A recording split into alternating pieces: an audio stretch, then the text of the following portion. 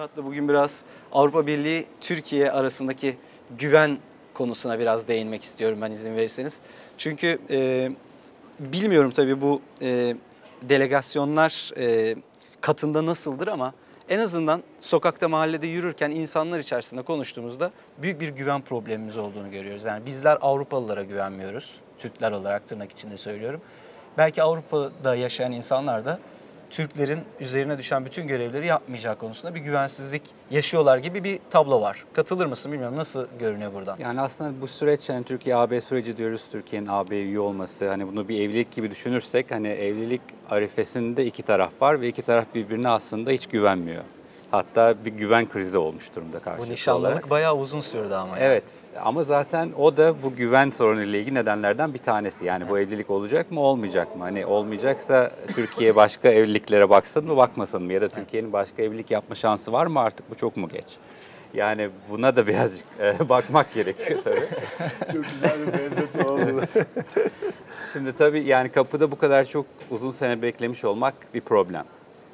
Avrupa Birliği'nin bazen Türkiye'ye bir vizyon vermesi, bazen bu vizyondan vazgeçmesi bir problem. Çok büyük sorunlar göze aldığın zaman, ne bileyim mesela Kıbrıs meselesine baktığımız zaman, hani Avrupa Birliği'nin çok büyük yanlışlar yaptığı ve hem Türkiye'nin hem Kıbrıs Türklerin güvenini kaybettiği bir gerçek. Bunun yanında 2005 yılında müzakereler başladı. Başladıktan hemen sonra işte başta Fransa, Sarkozy olmak üzere hani bu müzakereler başladı ama Türkiye üye olmasın diye bazı müzakere başlıkları donduruldu.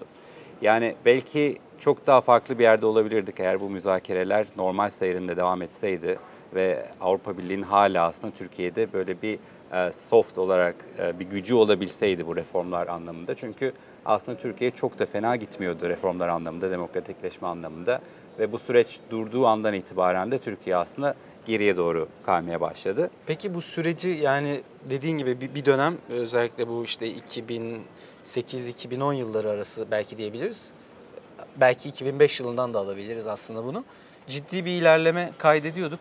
O ilerleme neden durdu ya da yavaşladı? Yani Avrupa'nın bize güvensizliğinden mi, bizim Avrupa'dan beklentilerimizle alakalı mı? Kim tam olarak aslında iki noktayı tarafta, koydu? çünkü bir taraftan baktığımız zaman görüyoruz ki yani Türkiye dedi ki işte Avrupa Birliği istemese bile ben Kopenhag kriterlerini Ankara kriteri yaparım, yine uygularım. Uygulanmadı. Demek ki Avrupa Birliği'ne bir şekilde ihtiyacımız varmış.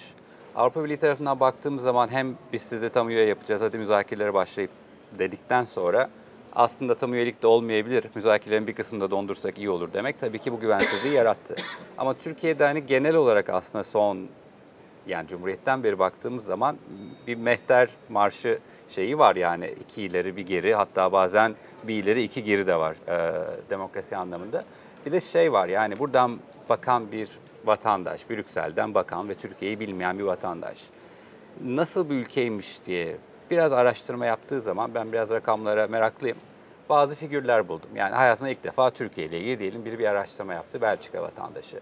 Basın özgürlüğünde 180 ülke arasında 151. Kadın erkek eşitsizliğinde 145 ülke arasında 130. 50 binden fazla web sitesine erişilmiyor. Twitter'dan içerik kaldırmakla ilgili mahkeme kararlarında dünyada 1. sırada ve açık ara. Ölümlü iş kazalarında Avrupa'da 1. sırada, dünyada ilk 5'te. Kadın cinayetlerinde sadece 2015 yılında 303 tane kadın eşi tarafından, ailesi tarafından, erkek arkadaşı tarafından öldürülmüş. Yani böyle bir imajla karşılaşıyoruz. Peki bu karanlık bir tablo gerçekten. Hani bu rakamları okuduğumuz zaman çok da canımızı sıkıyor aslında bizim, ama Avrupalıların bu tablo karşısındaki reaksiyonları ne yönde oluyor? Yani şöyle mi diyorlar? Bu adamların zaten işi çok zor. Biz bunları aramıza alarak kendi başımızı da yakmayalım mı diyorlar? Yoksa Avrupa'da bir kesim, ya bu adamların ciddi Avrupa Birliği standartlarına ihtiyacı var ve bizim de onlara ihtiyacımız var. O yüzden bir şekilde bu Avrupa Birliği'ne Türkiye'nin girmesinin kolaylaştırmamız lazım. Yoksa uzaklaşıyoruz birbirimizden gibi bir algı mı var? Ya da belki ikisi de var, ama hangisi daha yoğun sence? İkinci algı maalesef zemin kaybediyor yavaş yavaş. Yani hani Türkiye bizden çok daha uzak bir ülke, çok büyük problemleri var.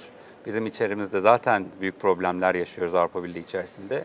Hani şu anda Türkiye ile ilgili böyle bir vizyon ortaya koymamız mümkün değil. Ama Türkiye bizim için iyi bir ülke. Ne kadar yakında tutarsak o kadar iyi. bunun bir balansını yapalım. O anlamda zaten işte bu mülteci krizi, mülteci anlaşması, bunun içinde işte hani en azından vize serbestisi verelim, bir gelişme olsun. Ama mesela vize serbestisinde bile aslında Avrupa Birliği işin içine girdiği zaman bir şekilde Türkiye'de bir canlılık oluyor. Yani işte 72 kriterden 65'ini yaptı diyoruz, Türkiye yerine getirdi diyoruz. Bu demek oluyor ki 65 tane kriteri Türkiye, ki yıllardır yapabileceği kriterleri birkaç ay içinde aslında yerine getirebiliyormuş. Türkiye'de bazen işler çok hızlı yürüyebiliyor. Evet. Bir şey soracağım. Bu Avrupa Birliği'ne girmek için bazı reformlardan geçmemiz gerekiyor. 33 tane miydi?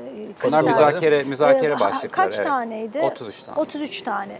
Peki bu 72 ile 33'ler arasında birleşenler var mı, ortak nokta olan? Yok yani Hiç kapatabildiğiniz oldu mu? Bu 72 kriter tamamen yani çok pratik kriterler. Kriter, yani yani diyelim 33'lerin işte hiç yok. pasaportların işte çipli hale getirilip de Anladım. işte biyometrik hale getirilmesi. Gümrüklerdeki bir takım değil mi? Uygulanan Gümrüklerde teknik. ya da sizin bireysel olarak bütün bilgilerinizin bireysel özgürlükleri de kısıtlamayacak şekilde saklanması.